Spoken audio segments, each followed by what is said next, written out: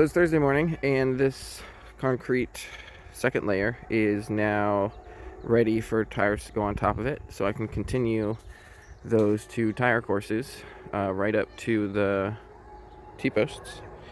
And we'll see. I'm guessing that there's dirt in there to maybe do one more tire, and then there might be just like a couple buckets extra, but I doubt it'll be doing the second tire. But we'll see a little later. So this is the first squeezy tire, so you can see how the one tire is squeezed, bends in there. And this is what I do with the rocks around the outside, which is kind of a unique thing that I do compared to what they teach at the Earthship Academy, where they'll use boxes. But it's mostly just because it's a different environment. Boxes largely get recycled around here, and there's an abundance of rocks, and it's humid, so the boxes would mold. Whereas the rocks can withstand time and fungus and even critters if they're done well. So about to fill this one with dirt and then carry on. Tire number 2, all set with rocks, and it's just a little bit below these monster truck tires on the left, so I'll have to put a narrower course on those two as the next course goes on this one. It'll have to be a real fat one on the end here, but this will probably be about all the dirt coming out of there. Actually, I think I'm wrong. There'll probably be enough for at least one more tire after the next. I was thinking I wasn't going to dig out the front step that much, but I'm going to dig the whole thing out. And then look at how I should rock up the back wall under where it's been dug out and exposed. That'll probably be the next step. So at this point, about 90% of it is dug out. It's dug out to the, I guess it's a bond beam that is underneath the PT there. And so the idea is to get the slab to bond to the bond beam, I think is the idea. But most all the dirt is out. Just a little bit more to do, and then we'll transition. So the dirt from that one room was able to finish that last tire on the left, which I had skipped. So out of that room alone was the whole top row of 4. And then the row below it of 1, 2, and the row below it of 1, and the row below it of 1. So that's a total of 1, 2, 3, 4, 5, 6, 7, 8 giant truck tires worth of dirt out of that room. And at some point I'll extend that cement column probably up further, but it will be later on when I run another course to see where the course ends, to see what makes sense for the concrete at the end. But that's basically it for these tires for right now. I might end up setting another tire, but I doubt I'll even have 2 buckets more worth of dirt in there to take out.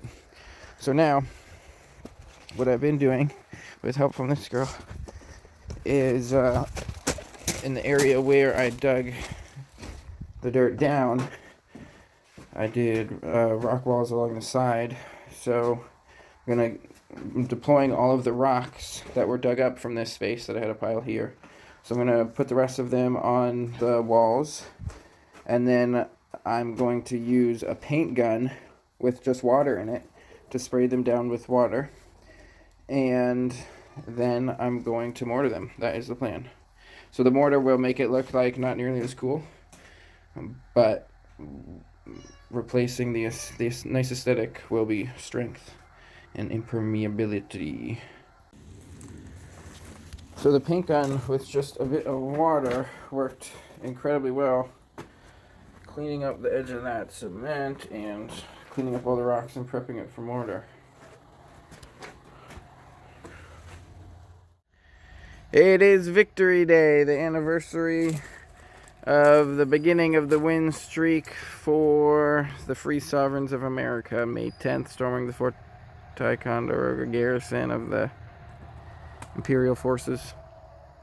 Anyways, I ended up I saved more than I spent at Home Depot, if you can believe it. Just got some incredible deals at Home Depot, ended up spending way less than I thought, and got everything that I need to do a slab in there, an insulated slab. So that's the goal for today.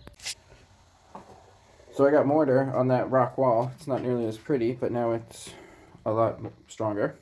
And right now I'm using this laser level to figure out how close I am to level with this floor before I come in and insulate the bottom and then put in a little slab here. And then I also have to pre-plan the drain for the shower there as well. I uncovered a treasure chest. Finally, I was searching for this thing. Let's see what's in it.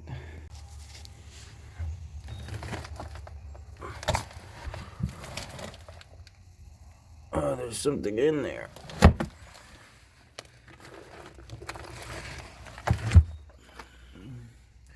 Craisins. That's what the pirates ate. Craisins. So, what I'm thinking, that's a cooler. So I'm thinking I'm going to leave it there and use it as kind of like an in-ground root cellar type thing. So I'm going to have to sort of clean up around it and do something to keep the dirt back, and then something regarding the slab, how it will adjust to that. So that makes things more complex, but it will be a cool feature to have that here. So like, for example, the eggs, or like other fruits or veggies probably, you would just keep down in the root cellar, and it'll be a little bit cooler. So now I'm going to put a little box around the treasure chest so that the slab will just go up to the wood. I just have to notch around the handle of the treasure chest so that the wood can get flat. So in here I did another batch of mortar and extended this wall here, and then got a second coat on all of that, and cemented this wood thing around the cooler so that'll be kind of secure, and then leveled out the area, and now putting down insulation before remesh, and then can start with the concrete. The remesh is prepped with spacers, so time for concrete. Verona's kind of, sometimes she's on her feet, sometimes she's on her side, but she's still been giving me an egg every day. And like, she was kind of floundering, so I put this thing by her feet here, which gave her a little better position so she could defend herself and peck at the other chicks over the food and stuff. But she can also get a bit overwhelmed. But she's hanging in the air amidst all these little raptors. Verona's doing better, holding her ground against all these wild raptors. It's funny how the sort of the pressure from all of them kind of force her into a less fatalistic approach and more of a disciplinarian grandmother of 10.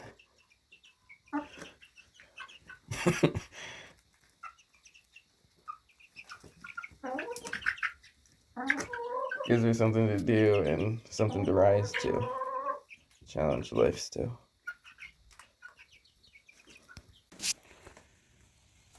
Sunday morning, and the slab is strong enough to walk on, but I'm sticking to the insulation panels so that I don't damage it anywhere. In some places it's pretty narrow in between the top layer and where that remesh was.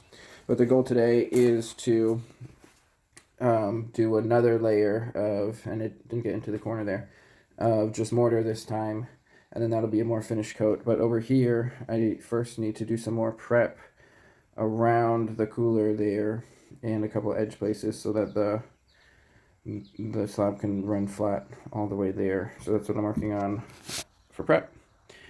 And then we'll get to the mortar next. And then once that mortar's done, it should be basically a finished coat. And then I can move on from that and then focus more on this little area, which is going to be a shower, and then the plumbing and stuff for the sink. Sunday evening here, and I have ran some plumbing and then flattened out the stone and put remesh over it, and then prepped it for mortar. So what I'm going to do now is mortar, not concrete, but mortar. And you can see here, that's where the drain from that one, which is going to be a shower, that's where it drains, and then there's a little drain pipe there for what will be the sink drain. And the first coat of mortar will just kind of pin the remesh in place and offer some initial coverage, and then I'll probably come through tomorrow and do a finish coat on it similar to that other slab over there, which I should be able to walk on tomorrow, I think.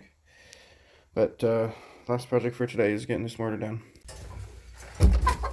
Oh no, Peach got caught and died.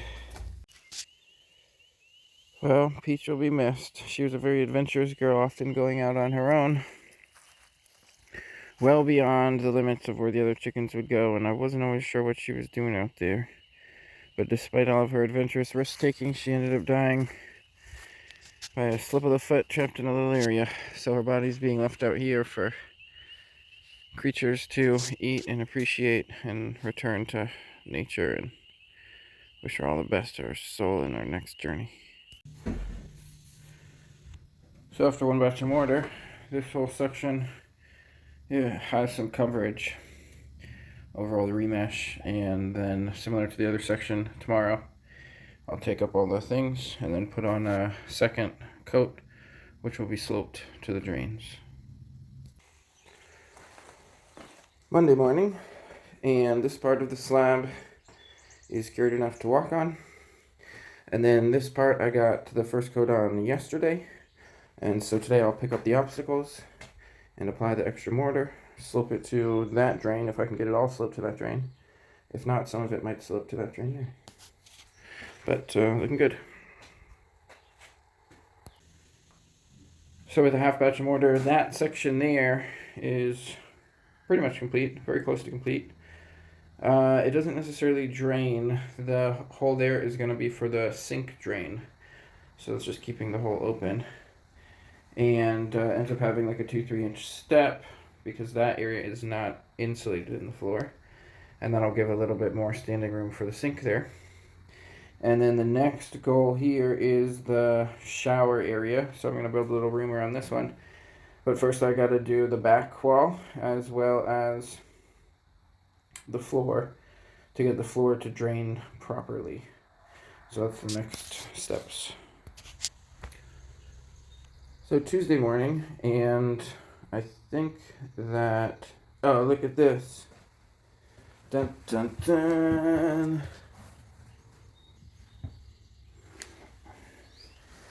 There's actually one critter that left prints over here too.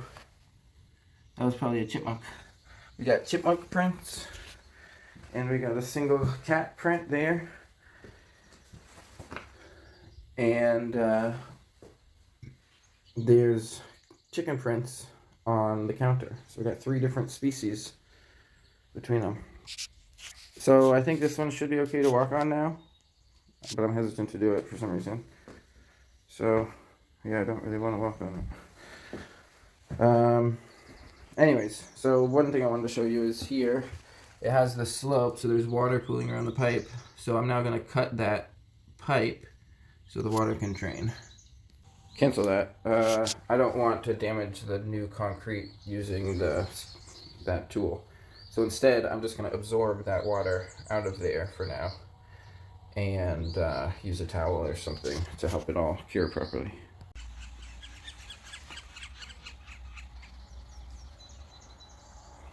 Such a fun time of year.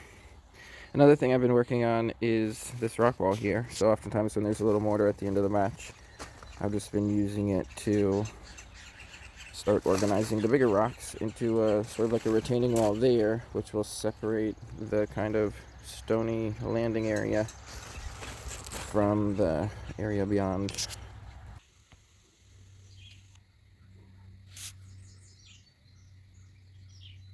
Right in the house.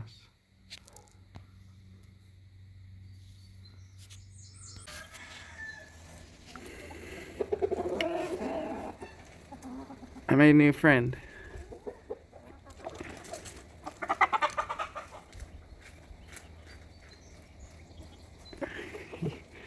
Go, birdie, go.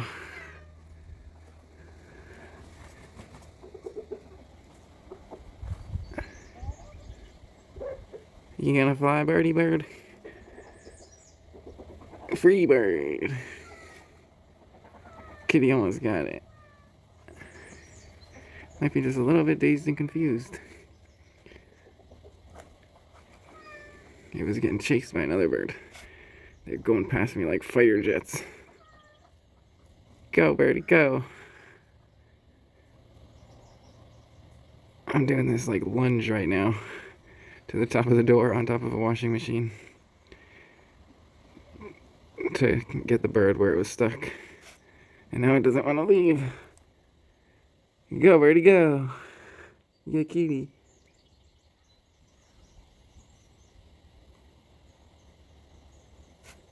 It got one foot off.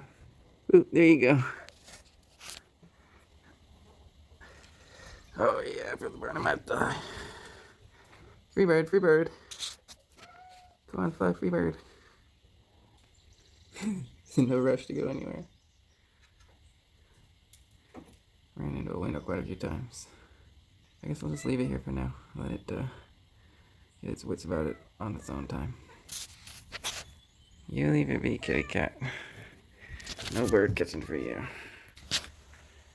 So now that the shower basin is all sloped, I'm working on a wall to separate the bathroom area from the living area.